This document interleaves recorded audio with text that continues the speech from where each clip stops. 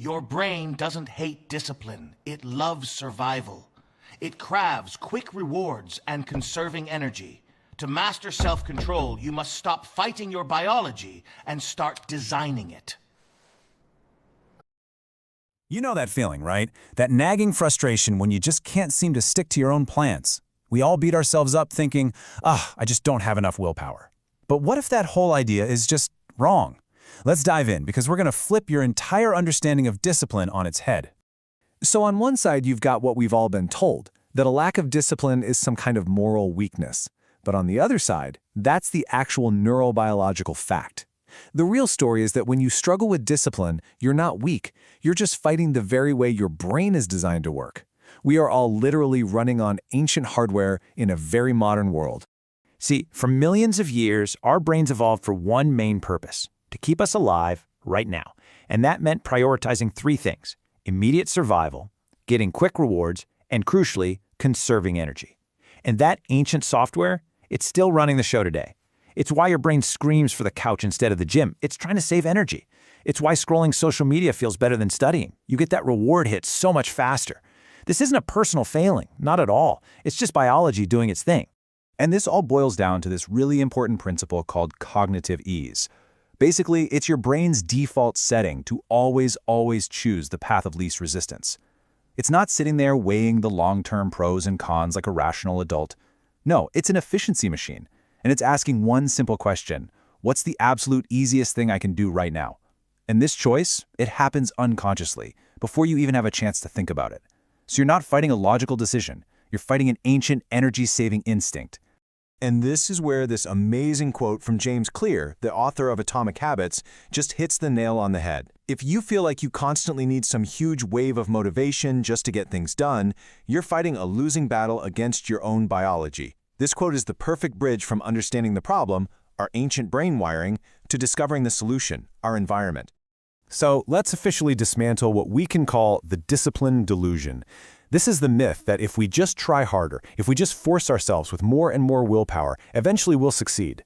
But look, relying on sheer brute force against millions of years of evolution, that's a strategy that is absolutely destined to fail. This right here, this is the central idea of this whole explainer. Real, lasting discipline doesn't come from forcing yourself to do things you hate. It comes from designing a life where doing the right things becomes the easy thing. The most disciplined people you know aren't superhuman. They're not more motivated than you. They are simply better architects of their lives. So how do you become a better architect? Well, you use a concept called choice architecture.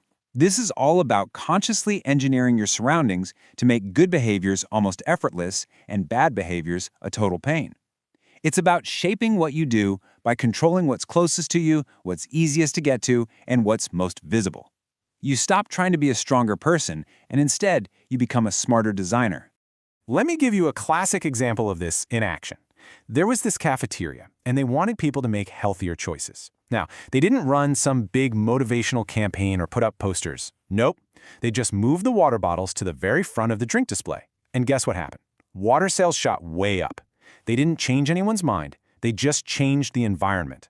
The best choice became the easiest choice, and our lazy brains just went along with it. So, how do we use this? It's actually super simple. You want to read more? Don't hide the book on a shelf. Leave it on your pillow. The friction is just gone. You want to work out in the morning? Lay your clothes out the night before. You're basically setting a trap for your future, less motivated self, making it easier to do the right thing than the wrong thing. Okay, so now that we get the power of our environment, let's take it a step further. Let's look at how we can actively use it to engineer our actions. We're shifting from the passive influence of our surroundings to the active construction of our daily routines. One of the most powerful techniques for this is called habit stacking. Think about it. Your brain already has these superhighways for things you do on autopilot, like brushing your teeth or making coffee. So instead of trying to build a new road from scratch, you just attach your new desired habit right onto one of those existing superhighways. You're basically hijacking an automatic routine to build a new one with way less resistance. Here's a perfect simple example. After I brush my teeth, I will meditate for 2 minutes. Brushing your teeth is the cue, and it's already automatic, right? By linking meditation to it, you create this little neural bond, and pretty soon, your brain just starts to see them as a single sequence. This totally eliminates the biggest hurdle for any new habit, that moment of deciding whether or not to actually start. This brings us to the core framework from James Clear, and it's brilliant. It's the 4 laws of behavior change. I want you to think of these as a practical, step-by-step toolkit for designing any action so that it works with your brain, not against it. Okay, law number 1 is as simple as it sounds. Make it obvious. If a habit is out of sight, it is, for all intents and purposes, out of mind. This is all about creating powerful visual cues that do the work for you. If you want to study, have your books already open on your desk when you walk in the room. The environment itself is telling you what to do next. You're basically making the starting line for your good habits impossible to miss.